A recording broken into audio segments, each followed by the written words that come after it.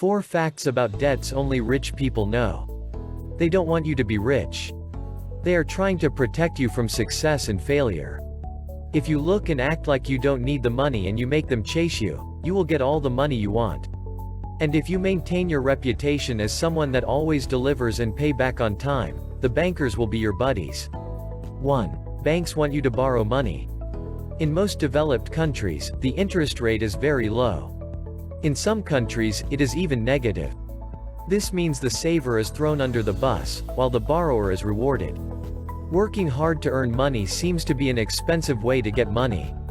Why labor with your hands, time, and sweat for money when you can just chat with some bankers and they can give you your annual salary one afternoon to do business?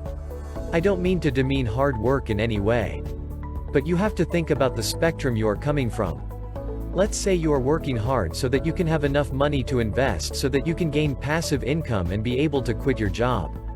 Why not skip all that job step? Here is what I mean. Get the money, work hard on your investments and enjoy your life doing what you want. I believe work should be fulfilling. If you hate what you do, why do you stay there and endure it? The reason most people endure their horrible job is that they fear the unknown. But what if the unknown becomes known? This is where self-education comes in. Stay with your job if you find fulfillment in it.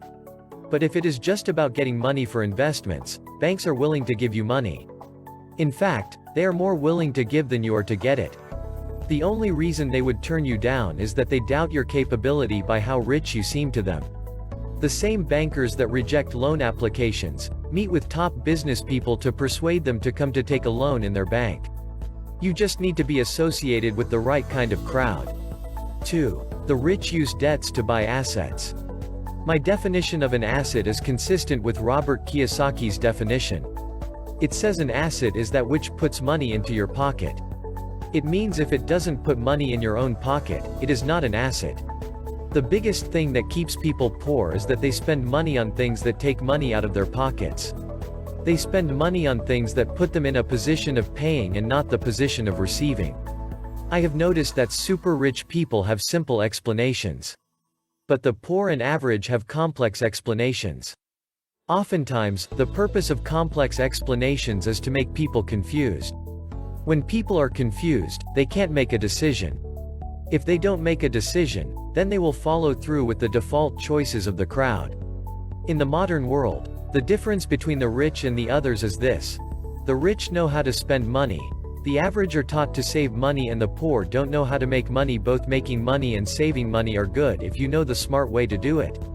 But what makes a person get rich and stay rich is how they spend money. The rich buy assets. The others buy liabilities when they have money, hence digging themselves deeper into a hole. The rich buy things that put them on the receiving end of the financial system. This doesn't mean you should check your every purchase and make sure it lines up with this.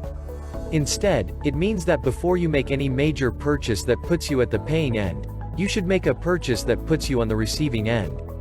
In most cases, it is not about what you buy. Instead, it is about what you do with what you buy. Never forget that it takes skill to do it right. This is why educating yourself matters a lot.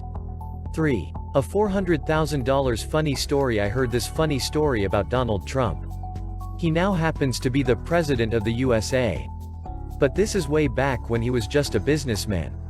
I heard the narration from another businessman who was active in business during those years. He was chatting with the bankers in the story and they told him their ordeal with Trump. Trump had gone to their bank for a loan. And they were going to approve it. They had gone through all the details. Then, Trump added an extra $400,000 for personal expenses.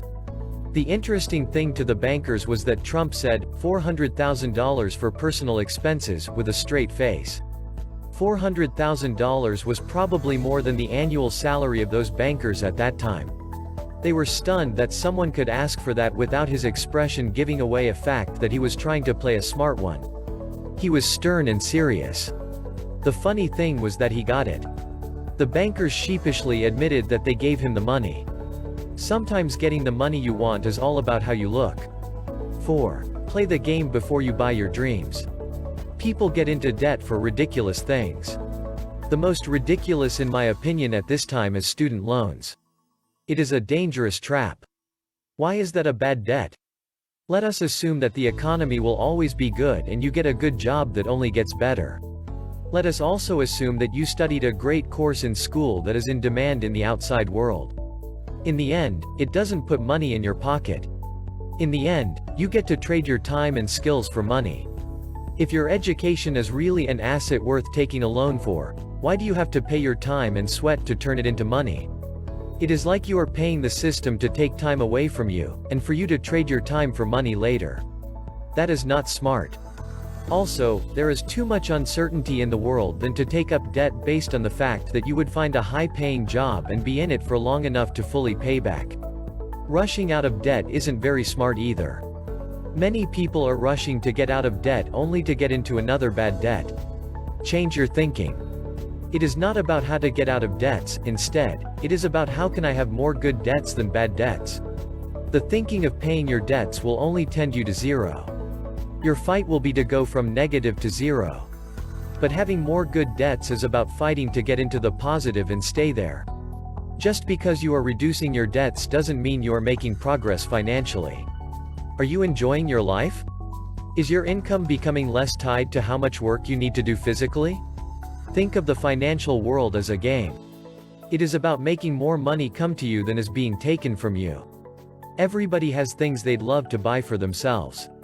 But play the game first and get ahead, then you can buy anything you want to buy. Thank you for watching.